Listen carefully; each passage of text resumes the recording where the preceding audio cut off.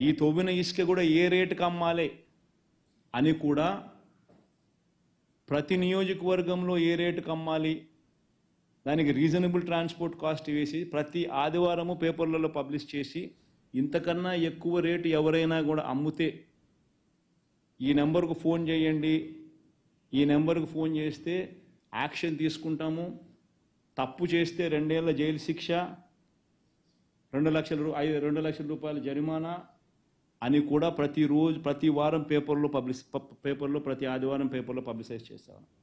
ఈరోజు చంద్రబాబు నాయుడు ఫ్రీ ఇసుక అని చెప్పి చెప్తా ఉన్నది చూస్తే, రేట్లు చూస్తే వైఎస్ఆర్సీపీ హయాంలో ఇచ్చే రేట్ల కన్నా ఈరోజు ఎక్కువ రేటుకి అమ్ముతా ఉండరు. వైఎస్ఆర్సీపీ హయాంలో ఇచ్చే రేటు కన్నా ఈరోజు ఫ్రీగా శాండ్ ఇస్తానని చెప్పిన చంద్రబాబు నాయుడు అంతకన్నా ఎక్కువ రేటుకి అమ్ముతా ఉన్నాడు ఈరోజు. కనీసం అప్పుడన్నా రాష్ట్ర ప్రభుత్వానికి 375 రూపాయల టన్నుకు వచ్చేది. 765 కోట్ల రూపాయలు రాష్ట్ర ప్రభుత్వానికి 765 కోట్ల రూపాయల సంవత్సరానికి ఆదాయం ఉండేది. ఈరోజు ఆదాయము లేదు, రేటు చూస్తే అంతకన్నా ఎక్కువ రేటుకి అమ్ముతా ఉండవు నువ్వు. ఇంకా భయానకమైన విషయం ఏమిటనంటే, ఇదే చంద్రబాబు నాయుడు గారు కొడుకు ఎన్నికలప్పుడు మీకు అందరికీ గుర్తున్నాయా, ఇసుక స్టాక్ యార్డ్లకు పోయి సెల్ఫీలు దిగారా, ఇసుక కొండలు ఇసుక గుట్టలు అని చెప్పి సెల్ఫీలు దిగి ఫోటోలు దిగినాను. మీ అందరికీ గుర్తుండే ఉంటుంది అందరికీ కూడా. ఆయన ఎలక్షన్స్ అప్పుడు దిగిన ఫోటోలు ఇసుక కొండలు ఇసుక గుట్టలు ఏమైనా ఇప్పుడు వర్షాకాలంలో ప్రజలు ఇబ్బంది పడకూడదని చెప్పి 80 లక్షల టన్నుల స్టాక్ యార్డ్స్లో పెడితే, వీళ్ళు ఫోటోలు దిగి సెల్ఫీలు దిగి ట్వీట్ చేసిన ఫోటోలు పెడితే వచ్చిన 2 నెలలకు 2 నెలలు కూడా 40 రోజులకు ఎడా పెడ 80 లక్షలు 40 లక్షలు అమ్మేసినారు. ఎవడోడు పరిధిలో వాడు ఎమ్మెల్యే పరిధిలో ఆ ఎమ్మెల్యే ఆ ప్రాంతానికి సంబంధించిన లీడర్లు, లెఫ్ట్ రైట్ సెంటర్, వాళ్ళ మీద యాక్షన్ తీసుకోగలుగుతాడా ఈ మనిషి?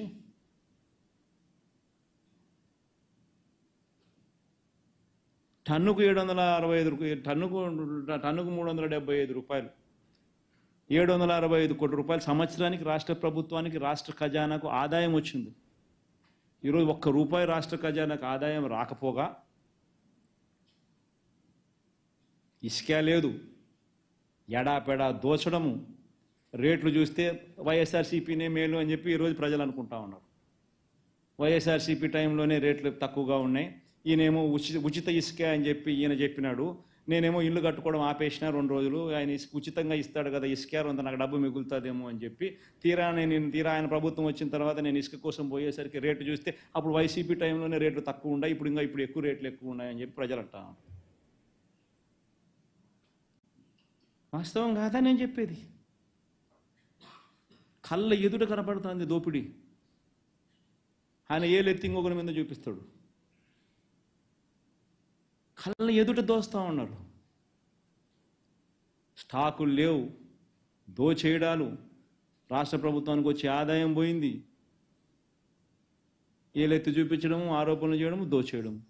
చూడండి వైట్ పేపర్లు అనేది ఏం వైట్ పేపర్లు ఒకసారి గమనించండి.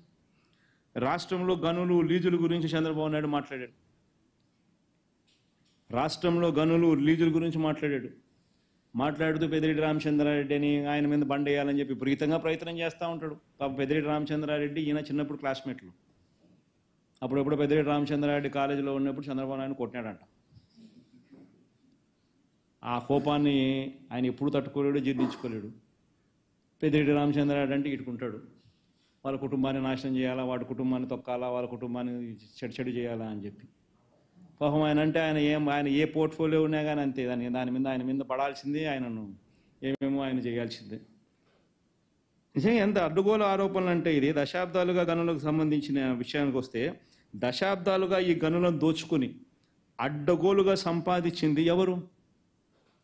2018 ఈ మైనర్ అండ్ మేజర్ ఖనిజాల కారణంగా, మైనర్ అండ్ మేజర్ మినరల్స్ కారణంగా 2018-19 చంద్రబాబు నాయుడు చివరి సంవత్సరంలో ఆదాయం ఎంత రాష్ట్ర ప్రభుత్వానికంటే 2210 crores, 2200 కోట్లు. ఈరోజు 2023-24లో మేజర్ అండ్ మైనర్ మినరల్స్ శాఖకు 4000 కోట్ల ఆదాయం. మేజర్ అండ్ మైనర్ ఖనిజాల కారణంగా వచ్చిన ఆదాయం 2018-19లో 2200 కోట్లు అయితే 2023-24లో 4000 కోట్లు.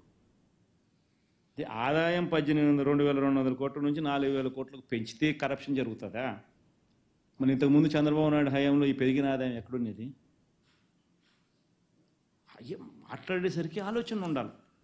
APMDC, Andhra Pradesh mineral development corporation, 2018-19లో చంద్రబాబు దిగిపోయే టయానికి దాని ఆదాయం 400 కోట్లు.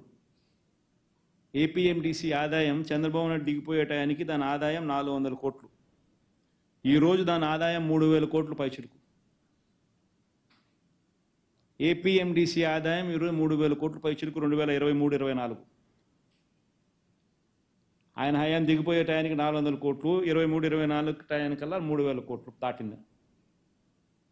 ఎక్కడ మనం మాట్లాడుతున్నాము? ఆరోపణలు చేసేసరికి ఏదైనా లాజిక్ ఉండాలా, ఏదైనా రీజన్ ఉండాలా? వైట్ పేపర్ అంటాం, అబద్ధాలు చెప్తాం. ఎంత మటుకు ధర్మం ఇది? ఏమంటే పెద్దిరెడ్డి రామచంద్రారెడ్డి మంత్రి, ఆయన మీద పడతాయాలి. ఏమన్నా పద్ధతి, ఇది ఏమన్నా చేసే ఆలోచన? ఇంకొకటి, land resurvey and titling act గురించి.